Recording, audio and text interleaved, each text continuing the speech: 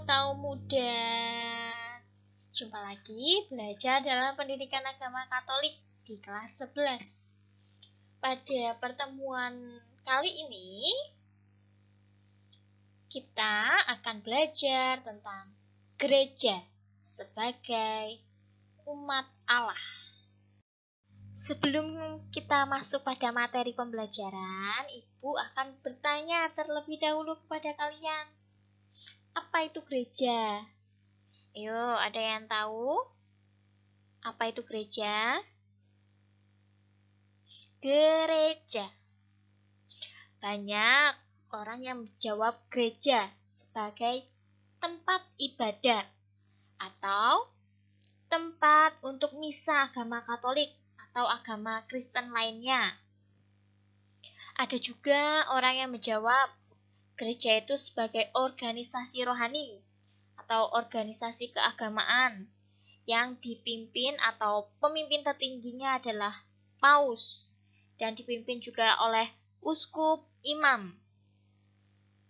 Kemudian bagi orang-orang non-Kristen, gereja sama dengan tempat ibadat orang Kristiani atau bahkan gereja adalah sebuah lembaga sosial keagamaan yang lembaga tersebut adalah warisan bangsa kolonial yang dimana terbentuk pada ratusan tahun silam.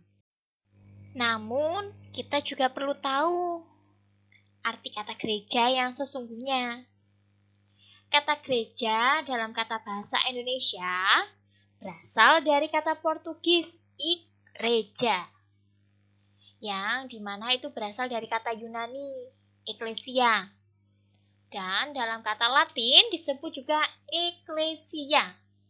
Hanya tulisannya saja yang berbeda. Ada yang pakai K, ada yang pakai C. Kata Yunani Ecclesia yang berarti mereka yang dipanggil.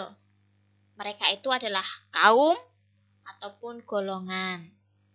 Ecclesia juga berarti sebuah kumpulan atau pertemuan, atau juga rapat. Namun gereja atau eklesia tersebut bukan sembarang kumpulan, bukan sembarang pertemuan, dan juga bukan sembarang rapat. Melainkan,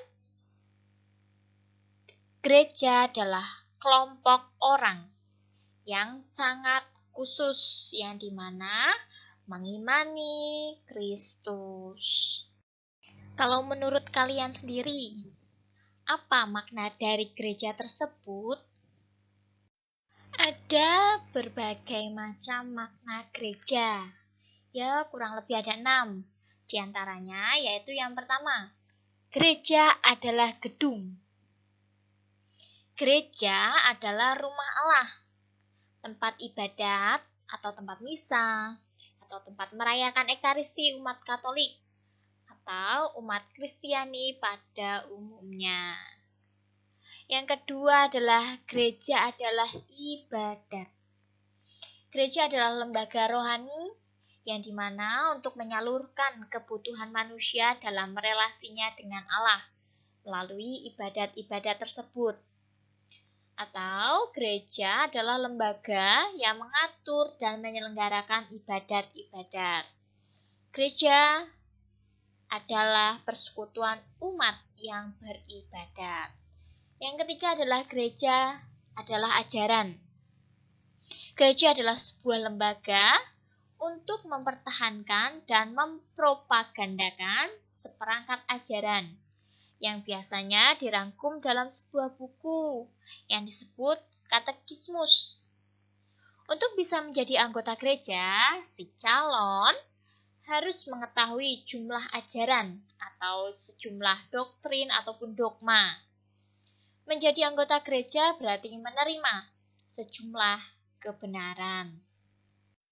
Berikutnya, yang keempat, gereja adalah organisasi atau lembaga sejagat ataupun internasional. Gereja adalah organisasi dengan pemimpin tertinggi di Roma, dengan cabang-cabangnya sampai ke pelosok-pelosok. Garis komando dan garis koordinasi diatur dengan rapi dan teliti. Pimpinannya ada paus, uskup, pastor-pastor, biarawan, dan umat. Yang berikutnya yang kelima, gereja adalah umat pilihan.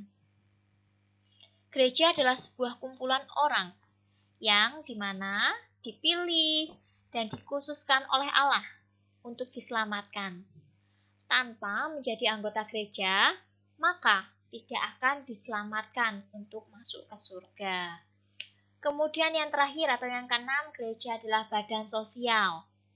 Yang dimana gereja adalah sebuah lembaga yang menyelenggarakan sekolah-sekolah, rumah sakit, dan macam-macam usaha untuk menolong orang miskin. Gambaran-gambaran gereja yang diungkapkan di atas, kurang lebih 6 itu, mungkin ada benarnya. Tetapi dalam gambaran-gambaran gereja tersebut, belum mengungkapkan hakikat gereja yang sebenarnya. Itu hanyalah gambaran-gambaran gereja yang pada umumnya masyarakat ketahui. Yang perlu kita ketahui bahwa gereja adalah kasih Allah yang diaktualisasikan dalam mencintai dirinya dan orang lain, semua orang dan tanpa membeda-bedakan. Gereja juga adalah keluarga yang kita cintai dan mencintai kita. Gereja menjadi nyata ketika karunia Roh Kudus memenuhi hati para rasul dan membakar semangat mereka untuk pergi keluar dan memulai perjalanan mereka untuk mewartakan Injil atau menyebarkan kasih Allah. Nah, untuk memperdalam materi kita tentang gereja sebagai umat Allah, mari kita sama-sama membaca dari Kisah Para Rasul 2 ayat 41 sampai dengan 47. Orang-orang yang menerima perkataannya itu memberi diri dibaptis, dan pada hari itu jumlah mereka bertambah, kira-kira 3.000 jiwa. Mereka bertekun dalam pengajaran rasul-rasul dan dalam persekutuan. Dan mereka selalu berkumpul untuk memecahkan roti dan berdoa. Maka ketakutanlah mereka semua. Sedang rasul-rasul itu mengadakan banyak mukjizat dan tanda. Dan semua orang yang telah menjadi percaya tetap bersatu. Dan segala kepunyaan mereka adalah kepunyaan bersama. Dan selalu ada dari mereka yang menjual harta miliknya, lalu membagi-bagikan kepada semua orang, sesuai dengan keperluannya masing-masing. Dengan bertekun dan dengan sehati, mereka berkumpul tiap-tiap hari dalam bait Allah. Mereka memecahkan roti di rumah masing-masing secara bergilir, dan makan bersama-sama dengan gembira dan dengan tulus hati, sambil memuji Allah. Dan mereka disukai oleh banyak orang, dan tiap-tiap hari Tuhan menambah jumlah mereka dengan orang yang diselamatkan.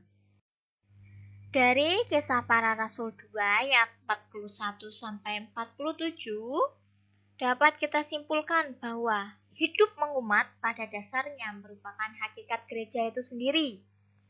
Sebab hakikat gereja adalah persaudaraan cinta kasih, seperti yang dicerminkan oleh hidup umat perdana dalam Kisah Para Rasul 2 ayat 41 sampai dengan 47.